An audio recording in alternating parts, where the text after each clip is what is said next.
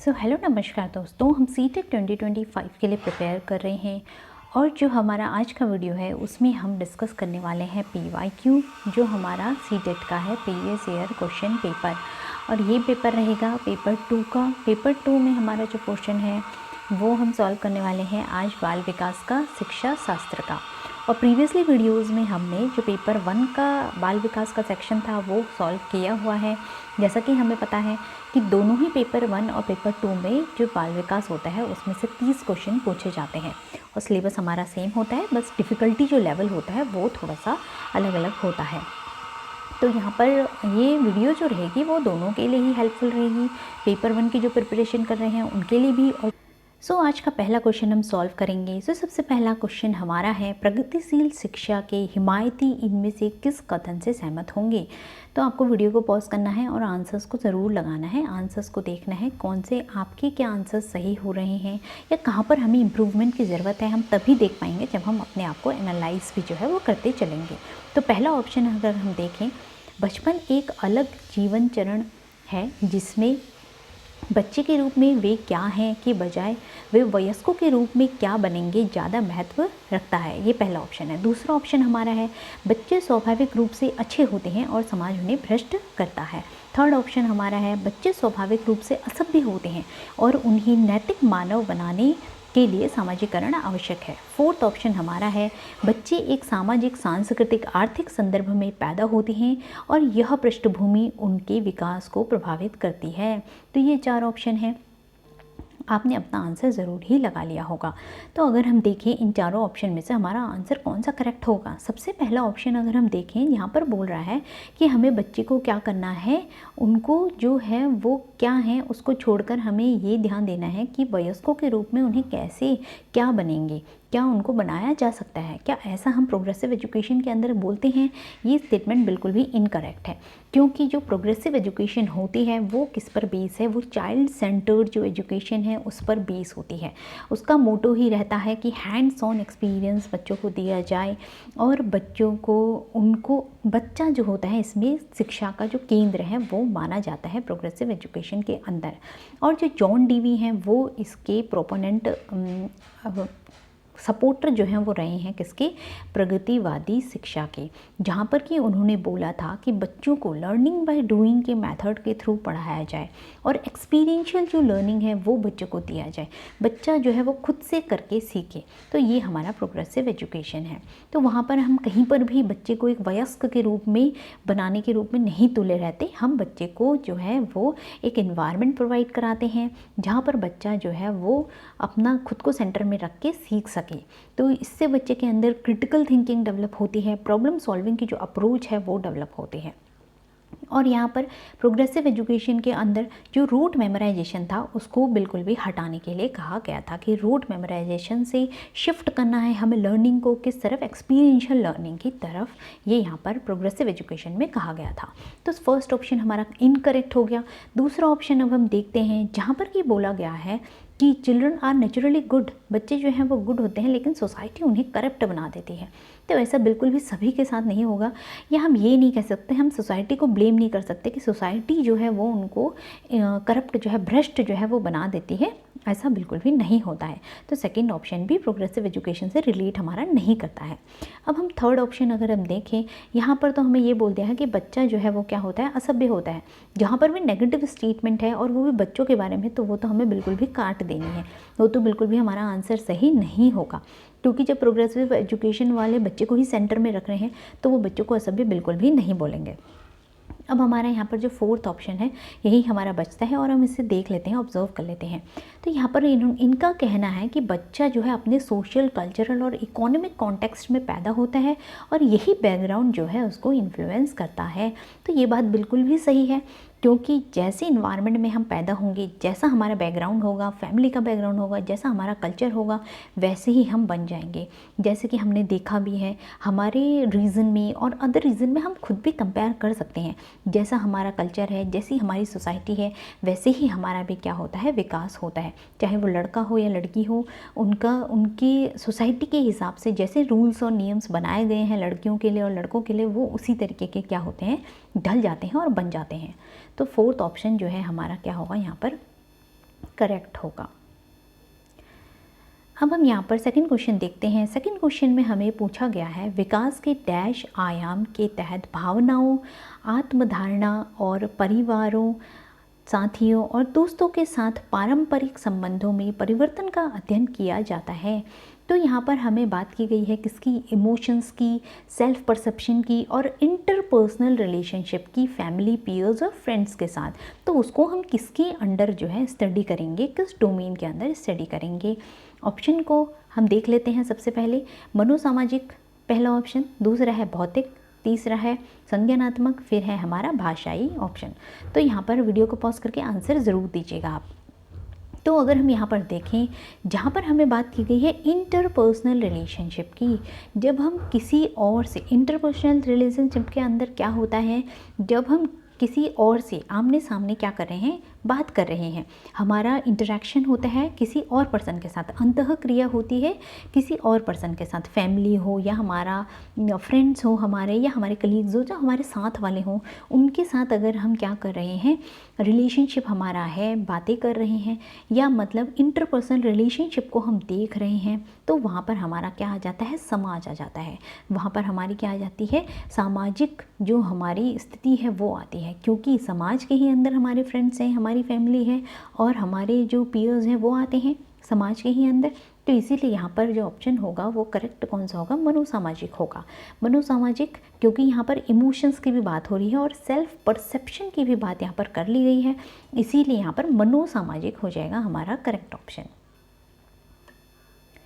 अब हम हमारा थर्ड क्वेश्चन देखेंगे, जिसमें कि the behaviours, interest, attitudes, skills and personality traits that a culture considers appropriate for specific gender are referred to as dash and are dash. तो यहाँ पर हमें बताया, क्वेश्चन पूछा गया है कि व्यवहार, रुचि, दृष्टिकोण, कौशल और वैयक्तिक लक्षण जिन्हें एक संस्कृति विशिष्ट जेंडर के लिए उपयुक्त मानती है, उन्हें डैश के रूप में संदर्भित किया जाता है और यह डैश होते हैं। तो यहाँ पर हम ऑप्शन देख लेते हैं। सबसे पहला हमारा है gender identity, gender determined, then हमारा है gender roles and culturally defined, फिर हमारा थर्ड है gender roles and genetically determined, gender identity and culturally defined. तो ये चार ऑप्शन हमारे हैं। अब जहाँ पर हम बात कर रहे हैं कि हमारा वह व्यवहार, रुचि, दृष्टिकोण और कौशल जिन्हें एक संस्कृति, एक हमारी जैसी संस्कृति में हम पैदा हुए हैं, जैसे कल्चर में हम पैदा हुए हैं, वो कंसिडर करके जेंडर के लिए उपयुक्त मानी जाती है, जो वो किसके अंदर आएगा। तो क्या होती हैं वो चीज़ें, है ना, जो हमारी संस्कृति डिसाइड करती है। क्या डिसाइड करती है हमारी संस्कृति, हमारे जेंडर रोल्स डिसाइड करती है। तो यहाँ पर हम देख सकते हैं जेंडर रोल्स दो ऑप्शन में है हमारे, है ना।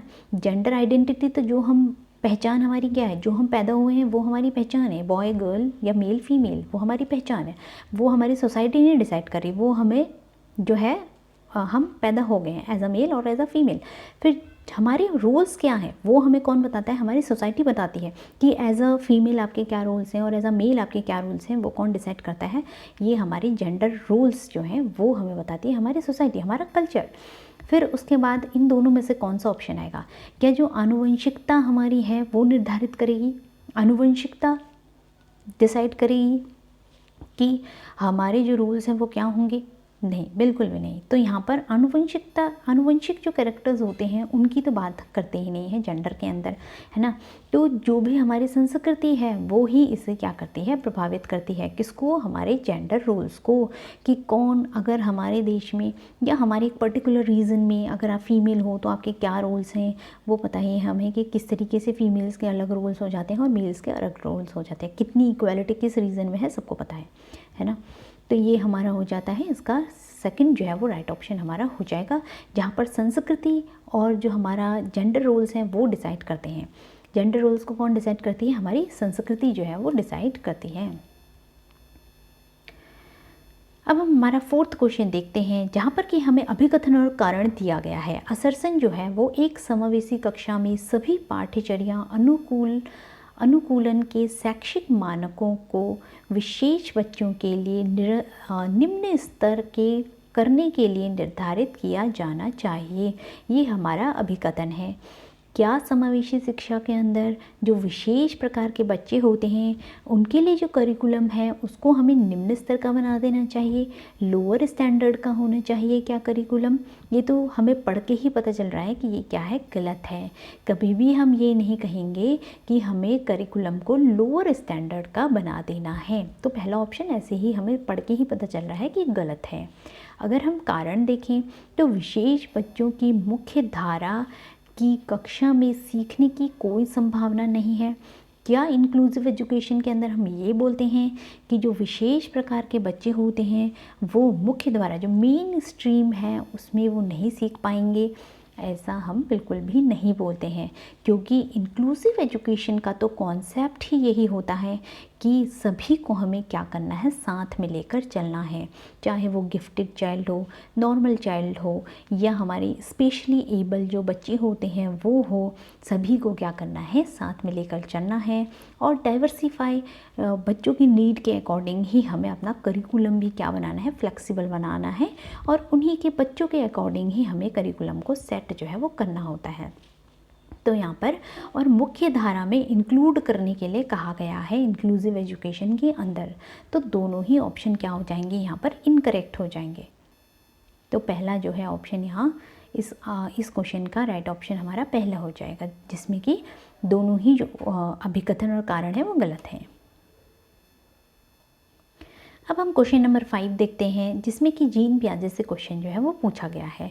जीन पियाजे के संज्ञानात्मक विकास के सिद्धांत के अनुसार सबसे पहला ऑप्शन हमारा है, वीडियो को पॉज करके आंसर को आप ज़रूर देखिएगा। तो हमारा पहला ऑप्शन जो है वो है, पूर्व ज्ञान सीखने की प्रक्रिया में कोई भूमिका नहीं निभाता। कुछ आंसर्स तो हमें देख के ही पता चल जाते हैं कि ये आंसर बिल्कुल भी इसका नहीं बनेगा, बिल्कुल भी करेक्ट नहीं होगा। ऐसा कोई भी थ्योरी नहीं बोलेगी कि पहले का ज्ञान जो है वो हमारा बिल्कुल भी काम नहीं आता है ना। पहले का सीखा हुआ ज्ञान हमें हमारे आगे नॉलेज लेने में ज़रूर ही क्या होता है, काम आता है। तो ये ऑप्शन ऐसे ही इनकरेक्ट हो जाएगा। सेकंड हम देखेंगे, परिपक्वता जैसे जैविक कारक संज्ञानात्मक विकास में कोई भूमिका नहीं निभाते। थर्ड ऑप्शन हमारा है, सीखने के अनुभव बच्चों के संज्ञानात्मक क्रियाओं के वर्तमान स्तर पर निर्भर करते हैं।